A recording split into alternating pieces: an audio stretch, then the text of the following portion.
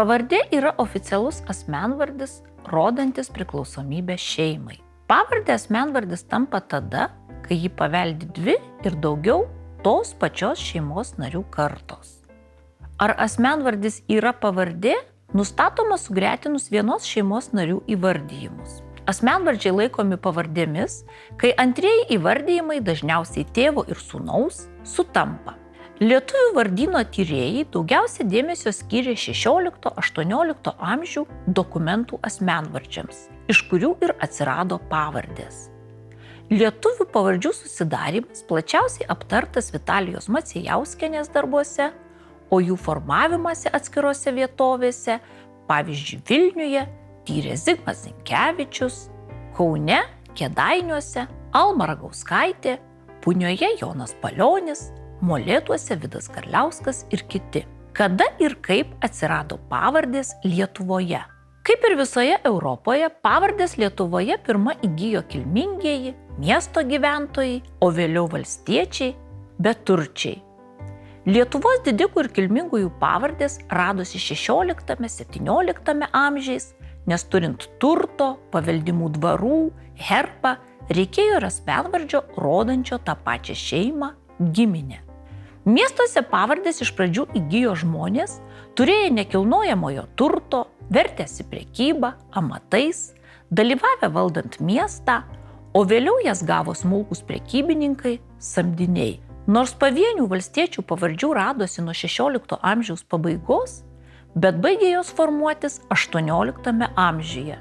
Lietuvių pavardės yra natūralios asmenvardžių raidos rezultatas, o šį procesą liudija rašytiniai dokumentai. Iš pradžių lietuviai buvo vienvardžiai užrašomi vienu vardu. Pavyzdžiui, Mantigaila, Mineika, Pirkutis, Rimas. Su krikštu lietuviai gavo krikščioniškus vardus, kurie gyvojoje kalboje prigijo negreitai. Bet žmonės į dokumentus buvo užrašomi ir 2 asmenvardžiais su jungiamuoju žodžiu. Pavyzdžiui, Alberto alias Monevit ar be jungiamųjų žodžių, pavyzdžiui, Mika Rimdzius. Žmonės dokumentuose minėti vardu ir jų amatą, veiklą, kilmę, giminystės ryšius nurodančių prievardžių. Pavyzdžiui, Čeputis Kalvis, Jan Pivovar, Mikolai Bajoras, Jaras Užkuris. Šalia vardo buvo užrašomos ir pravardės. Pavyzdžiui, Rimka Ragis, Mikelis Žvirblis. Prievardžiai, pravardės padėjo identifikuoti asmenis, bet nebuvo pavardės, nes nebuvo paveldimi. Nuo 15 amžiaus pabaigos radosi vis daugiau užrašymų, kurių pirmasis narys buvo tautinis ar krikščioniškas vardas, o antrasis iš tėvo vardo padarytas asmenvardis su priesaga. Pavyzdžiui, Matė Jurgaitis, Bilius Mankantovič, Šimko Tautkovič. Pasitaikydavo ir priesagų vedinių iš veiklą ypatybės nurodančių prievardžių, pravardžių. Pavyzdžiui, Klim Kubiliūnis, Jan Bojarūnas, Matej Stirpeikaitis, Petr Veževič. Minėti antrieji vardinimo nariai taip pat nebuvo pavardės, nes jų nepaveldėdavo palikuonys. Pavardžių formavimąsi skatino ir po Tridento susirinkimo įvykusio 16 amžiuje atsiradęs poreikis žmonės užrašyti į krikšto, vedybų, vėliau ir į mirties metrikų knygas. Taip pat rašyti ir kiti dokumentai, kur reikėjo parodyti priklausomybę šeimai. Paveldimais antrieji įvardijimo nariai virto pamažu, prarasdami pirminę reikšmę – rodyti veiklą, ypatybės, ryšį su tėvu. Vyrų užrašymas 2 asmenvardžiais 17 amžiuje buvo tapęs beveik norma, o 18 amžiuje visiškai įsigalėjo. Formuojantis pavardėms, asmenys buvo užrašomi ne tik 2, bet ir daugiau asmenvardžių. Tai rodo tokie atvejai kaip, pavyzdžiui, Pavel Grigutis Šimkaitis, Jakub Misevič Braškaitis, Petrutys Jurgaitys Melagis. Taip dažniau buvo įvardyjama 16 amžiuje, nors pasitaikydavo ir vėliau. Moterys buvo užrašomos dar įvairiau. Jų asmenvardžiai rodė priklausomybę tėvui, vyrui. Taigi pavardžių kūrimasis Lietuvoje truko apie 300 mečius. Prasidėjo 16 amžiuje ir baigėsi 18 amžiaus pabaigoje. O šį procesą lydėjo įvairūs asmenvardžių perteikimo reiškiniai. Galutinis lietuvių pavardžių susiformavimo laikas panašus į kaimyninių valstybių paveldimų asmenvardžių susiformavimo laiką.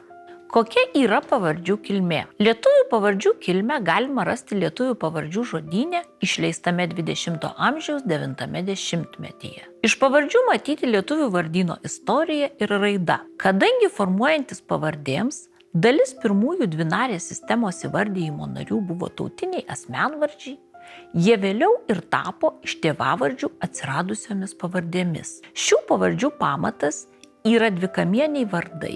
Pavyzdžiui, pavardė Gedgaudas, Tarvydavičius atsirado iš asmenvardžių Gedgaudas, Tarvydas. Taip pat dvikamienių vardų trumpiniai, jų priesagų vediniai. Pavyzdžiui, pavardė Butkevičius atsirado iš trumpinio Butkus, kilusio iš dvikamienio asmenvardžio Butautas. Pavardė Gedeikis atsirado iš trumpinio Gedas, sietino su dvikamieniu asmenvardžiu Gedminas. Prie vardo nurodomi įvairūs asmenų apibūdinimai pagal išorinės ir vidinės savybės, veiklą ir kitas ypatybės buvo pravardinių pavardžių šaltinis. Tokios yra pavardės, pavyzdžiui, Aukštakojis, kilęs iš apeliatyvo, kurį sudaro aukštas ir koja, Geležius, iš Geležius, kuris reiškia kalvis, geležies pardavėjas, Vepštavičius, iš Vepštas, kuris reiškia nemitrus, užuomarša, kvailokas žmogus. Iš tautovardžių kilo pavardės, pavyzdžiui, Gudaitis, atsiradusi iš apeliatyvo Gudas, kuris reiškia baltarusis, kitos tarmės žmogus, Paliokas, iš apeliatyvo Paliokas, kuris reiškia lenkas.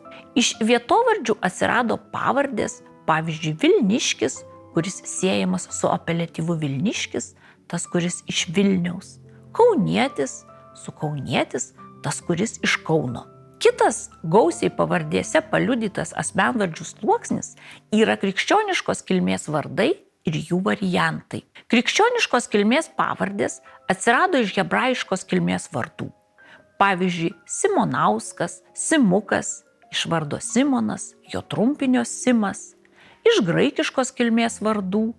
Pavyzdžiui, Steponaitis, Stepukas, iš vardo Steponas, jo trumpinio Stepas, iš lotyniškos kilmės vardų, pavyzdžiui, Lukinskas, Lukoševičius, iš vardo Lukas, jo varianto Lukošius.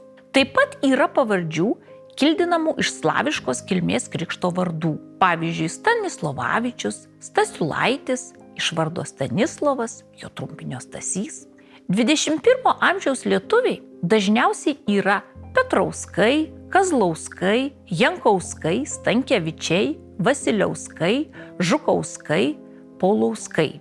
Taigi daugelis dažniausių lietuvių pavardžių turi slaviškos kilmės priesagą Auskas. Dalis minėtų pavardžių yra siejamos su krikščioniškos kilmės vardais, o kitos su slavų kalbų leksika. Apskritai Lietuvoje yra ne tik didelis pavardžių, kurios turi slavišką pavidalą, slaviškos kilmės priesagas ar šaknis, dažnumas, bet ir įvairovė. Dalis svetimai atrodančių pavardžių atsirado verčiant lietuviškas pavardės. Pavyzdžiui, Zigmas Zinkevičius atrado, kad 17 amžiaus Vilniuje rašytuose metrikuose Pavelo Sviestinio pavardė vėliau užrašyta Maslovski. Lenkų kalba maslo reiškia sviestas. O Stepono Žusinėlio dukra užrašyta Gonska. Lenkų kalba Gonska yra jauniklė žąsis. Greičiausiai verčiant asmenvardžius Ožys, Oželis atsirado ir dažna pavardė Kazlauskas. Daugelis slaviškos kilmės priesagas turinčių pavardžių atsirado nelietuvių kalba rašytuose dokumentuose. Slavinant pavardės, šios priesagos buvo pridedamos.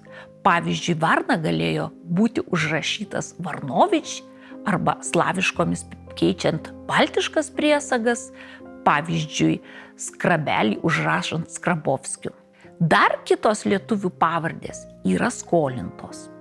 Rodo ryšius su kaimynais – Lenkais, Baltarusiais, Rusais, Vokiečiais, Latviais. Taigi vienos pavardės yra baltiškos kilmės, atsiradusios iš senųjų dvikamienių vardų, jų trumpinių, priesagų vedinių, pravardžių, prievardžių, tautovardžių, vietovardžių.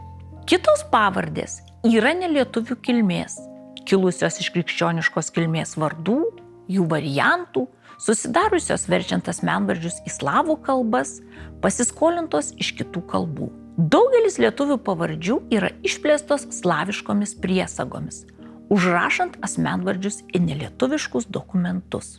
Kokios lietuvių pavardžių keitimo galimybės? Nors pavardės yra laikui bėgant nusistovėję ir tapę stabilūs taip pačiai šeimai priklausančių žmonių asmenvardžiai, bet ne visos pavardės patinka jų turėtojams.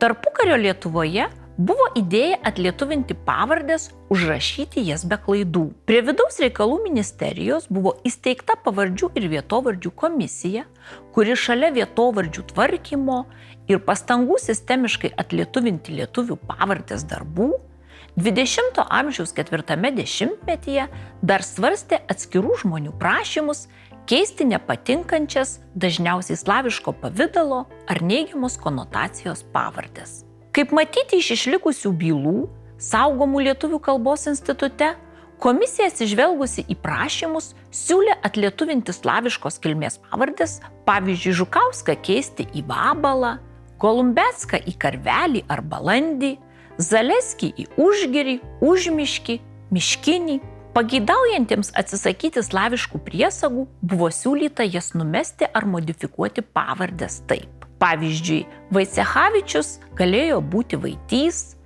Ignatavičius – Ignaitis, o negražią bepirščio pavardę leido keisti į pageidaujamą Simonaičio. Komisija tenkino ne visų žmonių prašymus. Pavyzdžiui, jie manė, kad Baltišiaus, Muižės pavardžių nereikia nei keisti, nei lietuvinti, o Žvirblio pavardė nėra negraži ir dėl to nekeistina.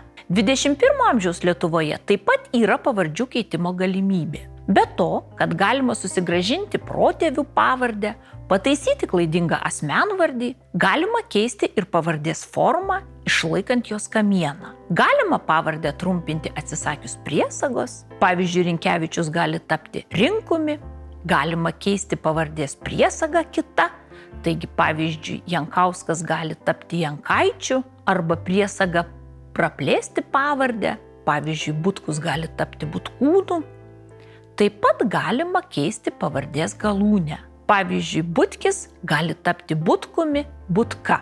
Žmonės gali keisti ir nelietuvišką pavardės formą, ją užrašydami lietuviškais rašmenimis pagal tarimą, pasirinkti sugramatintą formą. Taigi Lietuvoje be natūralios pavardžių kaitos, susijusios su gimstamumo, migracijos procesais, pavardžių inventorius keičiasi ir dėl kitų priežasčių.